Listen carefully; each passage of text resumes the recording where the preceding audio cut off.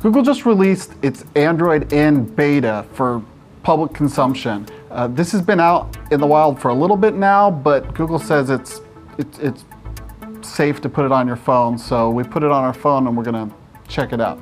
So the biggest change is multitasking. So it's just like the old times. You can push that little square button and you get a view of all your open apps.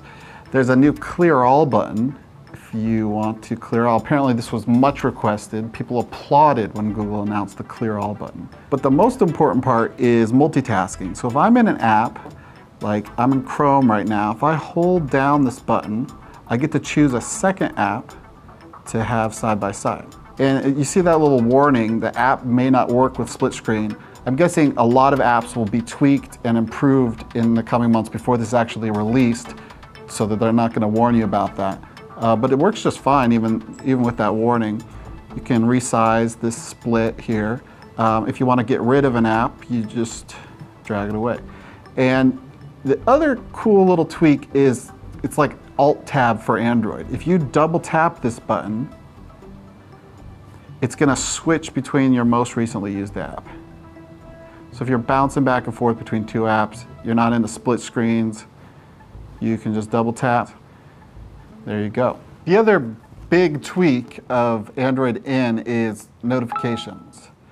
They're full width now, and you can reply in line, which is kind of cool. That's a bummer. You can also press down on a message and change like what kind of notifications you get from that app right from there. But I like getting my Hangouts.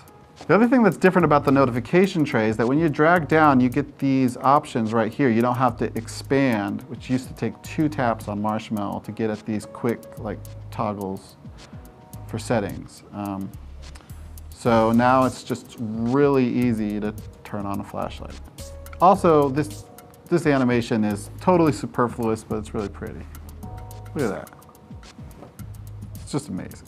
Speaking of settings, the actual settings menu has been changed a little bit. It now shows you kind of information about each one of these options. It's kind of like where it's at right now. The ringer volume is at 71%. I have 36 apps installed, so you don't have to dive into each of one of these to figure it out.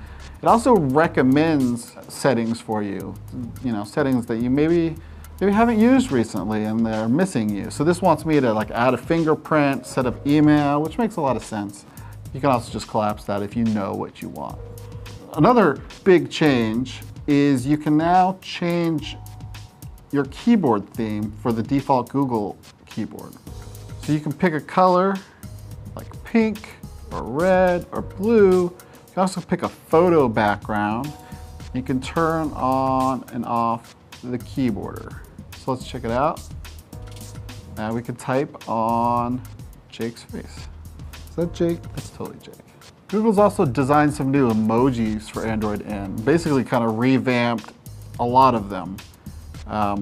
These blobs used to be kind of a bunch of different shapes, and now they're just pretty uniform blobs, but still not circles, importantly. Google's also proposing some new professional women emojis, which aren't in here yet, but I'm looking forward to. Let's see, where's the cops? Here we go. So these are the current professionals, and they used to be these like weird finger shapes. I think this is much more pleasing. That's about it. Android N is not a big change over Marshmallow. It's supposed to be faster. It's got these little tweaks that are nice to haves.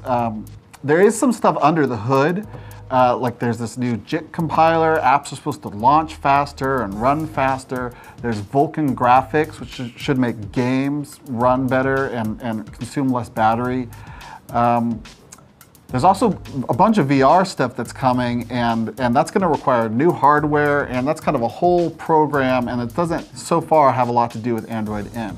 And there's also instant apps. You click a web link, you get an app. It's like pretty slick, apparently works pretty good, but it doesn't even require N. You can, basically any phone with Play Store is going to get this, and that's basically how Google works now.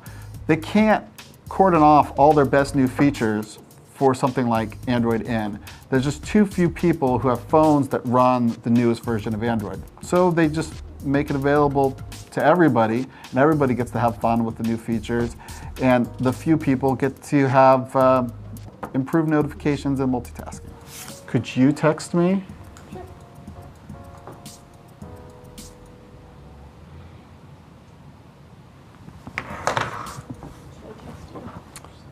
Just whatever.